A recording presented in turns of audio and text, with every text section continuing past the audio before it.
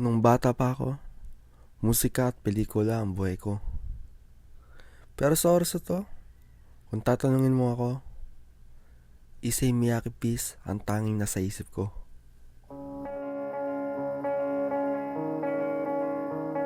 Ako nga pala si Liam, isang okay selector, thrift addict, at carousel enjoyer. Pwede ring music producer, o kaya collage artist. Bahala na. Ito naman si JM, long time friend ko. Birthday niya pala bukas.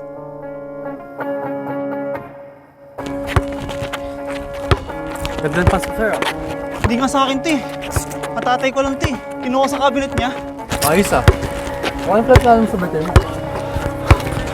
Wala nga eh. Gusto nga sana bumili ng Acne Studios na pants, kaso mamamahal sa sites. Sa site ka pa eh. Tara sumama ka sa Arrival.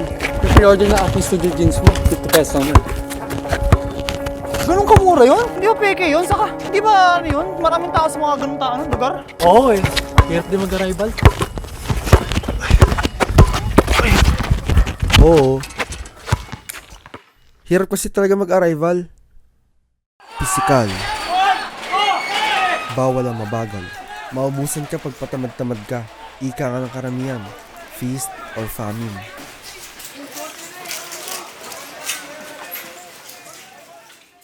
Pero sa huli, pag napukaw ng iyong mata ang designer tag ng nahalungkat mong damit, ay siguradong mapapawi nito ang dugot pawis na hatid ng arrival.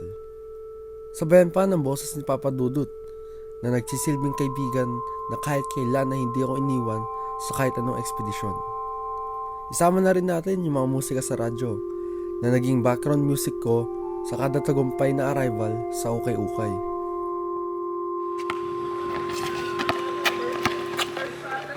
Sa kabila ng aking pamimilit, lihim ng ngiti ang nakapinta sa aking muka nung sinabi niyang hindi siya sasama. May bala kasi akong sorpresa para sa kanya eh.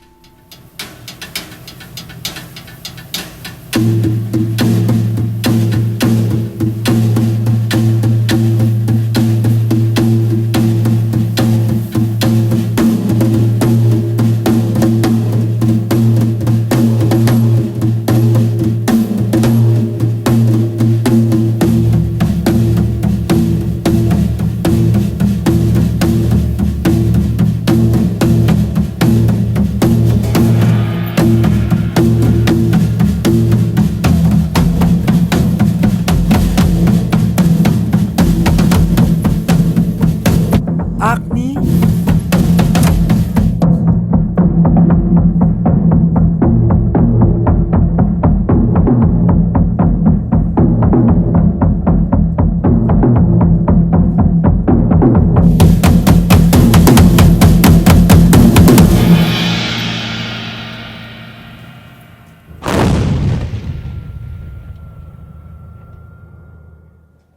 Muli ko pa sana siyang tatapikin pero naramdaman ko na malalim na ang pagtulog niya kaya hinayaan ko na lamang siya na mapasandal sa akin.